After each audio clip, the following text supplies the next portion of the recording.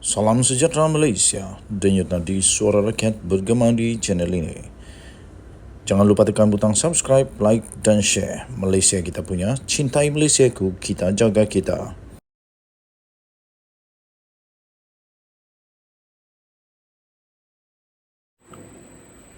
Salam sejahtera Malaysia, denyut nadi suara rakyat bergema di channel ini. Nampaknya persoalan ataupun satu misteri yang besar bakal berlaku di Malaysia, iaitu siapa pengganti AGC pada ketika ini, iaitu Idrus Harun.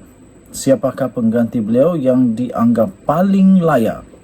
Tuan-tuan dan puan yang dihormati sekalian, berbaki kurang daripada sebulan daripada sekarang, Tan Sri Idrus Harun menamatkan kontraknya pada bulan depan, iaitu pada bulan September, selepas beliau dilantik semula sebagai Peguam Negara pada 3 Mac yang lalu. Tuan-tuan dan puan, menjadi satu persoalan besar bagi seluruh Malaysia ialah siapakah beliau yang akan menggantikan Idrus Harun ini. Ramai sekali yang telah memberikan pandangan dan pendapat siapa yang bakal pengganti beliau. Dilihat banyak sekali yang boleh menggantikan beliau, sama ada sebagai orang yang dikenali sebagai orang yang tidak terlalu menonjol kepada politik, ataupun seorang yang terlibat dengan politik, ataupun beliau adalah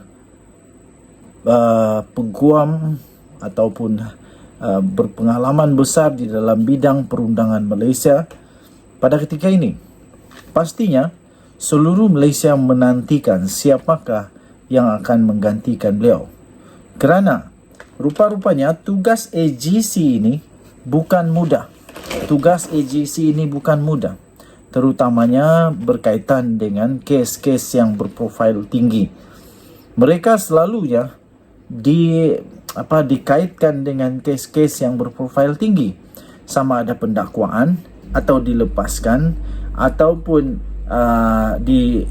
digugurkan kes atau diteruskan kes. Jika itu berprofil tinggi, selalunya mereka selalu disebut-sebut juga. Antara AGC yang paling terkenal ialah anda kenal dia siapa? Yang telah membuat buku dan sebagainya. Itu amat menarik perhatian, kerana ini akan menentukan hala tuju kepada penguatkuasaan undang-undang di Malaysia. Walaupun begitu, kita doakan semoga pengganti kepada Tan Sri Idrus Harun ini, yang akan menamatkan kontraknya pada bulan depan selepas beliau dilantik semula sebagai Peguam Negara pada 3 Mac yang lalu, disambung kontraknya, sehingga kini belum ada lagi sebenarnya individu yang bakal menggantikannya yang diwar-warkan.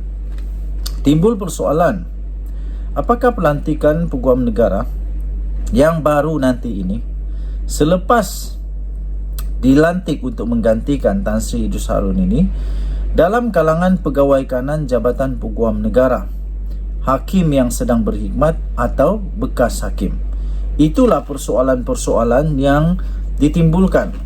Itulah persoalan-persoalan yang pasti akan menjadi persoalan utama untuk beberapa minggu ini.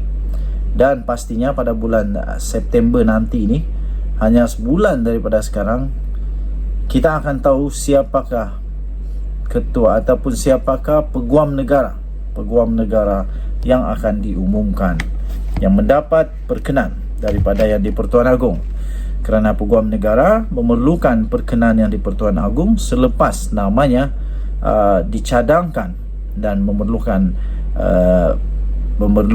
perkenan daripada Yang di-Pertuan Agong. Jadi kita doakan semoga Tuhan Yang Esa memberikan kebijaksanaan kepada Kebawah Duli Yang Maha Mulia Seri Paduka Baginda Yang di-Pertuan Agong untuk memperkenankan nama-nama yang dicadangkan nanti.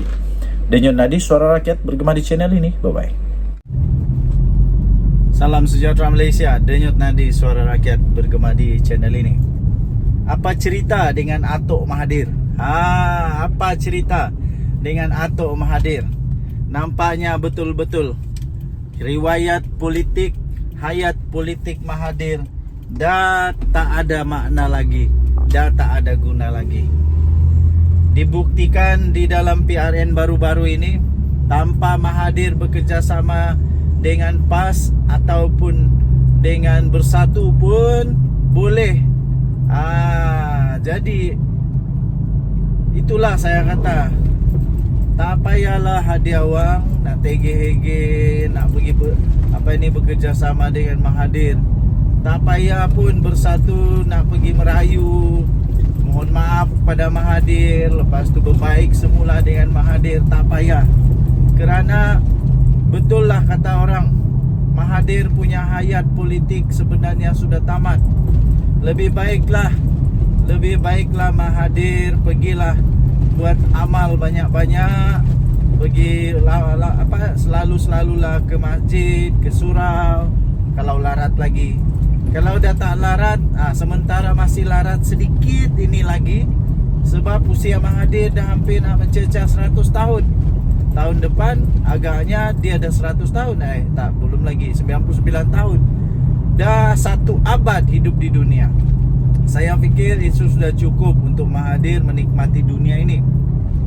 Sudah cukup untuk Mahathir menikmati segala kemewahankah, kekayahankah yang dia pernah alami. Jadi sudah cukuplah. Ini masanya untuk Mahathir ambil peluang sementara dia masih kuat, masih ada kudrat. Pergilah banyak-banyak pergi masjid, pergi surau. Kalau tak larat lagi dah pun, dekat rumah lah, berkawanlah dengan cicit, cucu cicit kalau dah ada cicit. Okey, jadi hayat Mahathir dah selesai di dalam politik. Dah tak ada lagi harapan untuk Mahathir comeback. Ramai orang lihat dia boleh comeback, tapi tak ada. Saya fikir dah tak ada lagi perkataan istilah comeback untuk Mahathir. Sebab tempat dia nak untuk bangkit semula comeback bersama dengan PAS dan Bersatu pun dah tak perlu lagi Mahathir. Mahathir ada atau tiada tetap sama, tetap menang juga. Tetap menang juga. Kalau kalah tetap kalah juga. Jadi sama ada Mahathir atau tiada dalam Perikatan Nasional tetap sama. Jadi kalau begitu lebih baik tak payah ambil risiko nak berkawan dengan Mahathir, nak bersahabat dengan Mahathir, apalagi untuk nak kerjasama dengan Mahathir di dalam pilihan raya. Mungkin itu boleh menyebabkan kekalahan, bukan kemenangan tapi kekalahan. Kerana kita tahu Mahathir ni sejak dari dulu memang agak sukar untuk diterima oleh parti PAS, orang-orang PAS, penyokong PAS. Jadi kalau dia diambil untuk bersama dengan PAS, bekerjasama dengan PAS, saya fikir itu bukan memberikan peluang lebih besar, tetapi memberikan lebih banyak masalah, lebih banyak risiko kepada PAS untuk kalah, bukan untuk menang. Jadi pendapat saya secara peribadi dan ikhlas, jujur, saya fikir Mahathir tak payahlah nak susah-susah lagi. Sudah cukup.